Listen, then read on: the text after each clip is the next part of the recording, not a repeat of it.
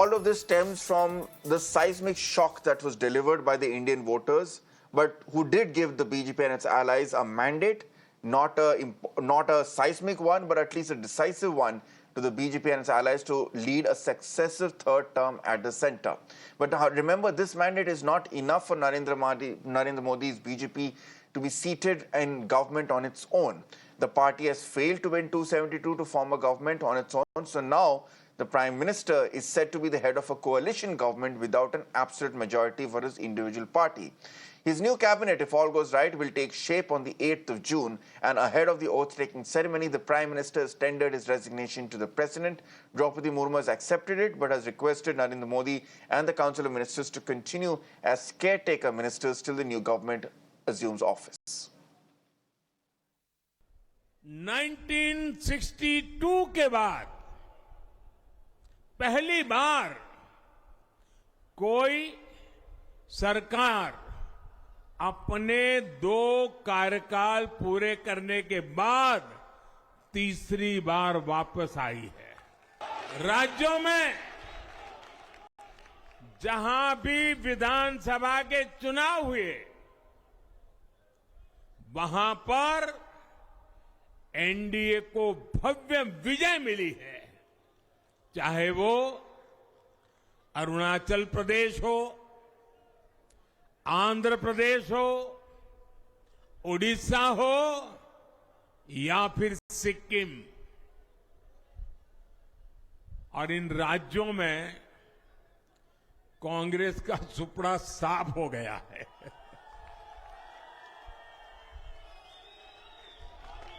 मेरे पास डिटेल तो नहीं है, लेकिन शायद उनको जमानत बचाना भी मुश्किल हो गया होगा।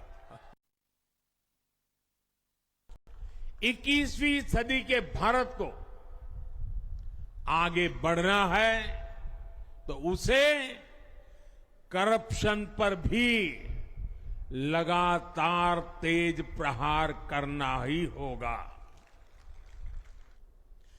राजनीतिक स्वार्थ के लिए जब करप्शन का महिमा मंडन शुरू हो जाए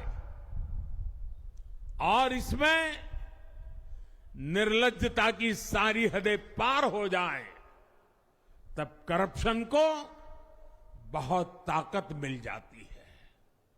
इसलिए तीसरे कार्यकाल में एनडीए सरकार का बहुत ज्यादा जोर हर तरह के करप्शन को जड़ से उखाड़ फेंकने का होगा। हमें सबको स्मरण है कि चाहे चुनाव की बेला हो, चाहे देश को नेतृत्व करने की बात हो और देश को समस्याओं से निकालने का, अब जिसे हम कहते हैं कि आपदा को अवसर में बदलने में आदरणीय प्रधानमंत्री मोदी जी ने हमेशा देश को, पार्टी को, देश की जनता को फ्रंट से लीड किया है। ऐसे हमारे यशस्वी प्रधानमंत्री जी का मैं अभिनंदन करता हूं, स्वागत करता हूं। I mean, we are happy about the fact that my Prime Minister is becoming the Prime Minister of the country and he'll be leading the NDA alliance for the 3rd time in a row. So that is something that excites us more. विपक्ष की महत्वाकांक्षाएं रही हैं और अपनी महत्वाकांक्षाओं को, सत्ता पाने की महत्वाकांक्षाओं को सिद्ध करने के लिए विपक्ष ने हमेशा अपनी सिद्धांतों से, अपने विचारों से समझौता करने का कार्य किया।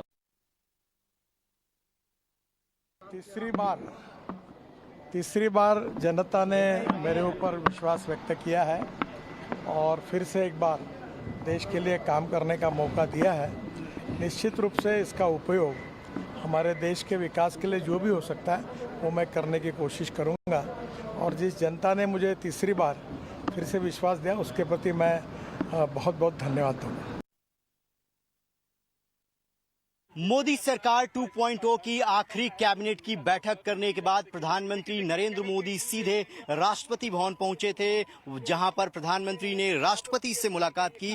और अब प्रधानमंत्री का काफिला देखिए रायसीना हिल से नीचे उतरता हुआ आपको दिखाई दे रहा है। प्रधानमंत्री ने राष्ट्रपति से मिलने के बाद नई सरकार के गठन की संभवतः जानकारी दी और आज शाम जो है 4 बजे कैबिनेट की बैठक होने जा रही है, जिसके बाद नई सरकार के गठन की प्रक्रिया जो है वो प्रारंभ हो जाएगी। लाइव तस्वीरें देखिए, प्रधानमंत्री का काफिला जो है वो राष्ट्रपति भवन से निकलता हुआ, राष्ट्रपति भवन से निकलकर प्रधानमंत्री सीधे 7LKM जा रहे हैं, जहां पर 4 बजे एनडीए की बैठक होने जा रही है।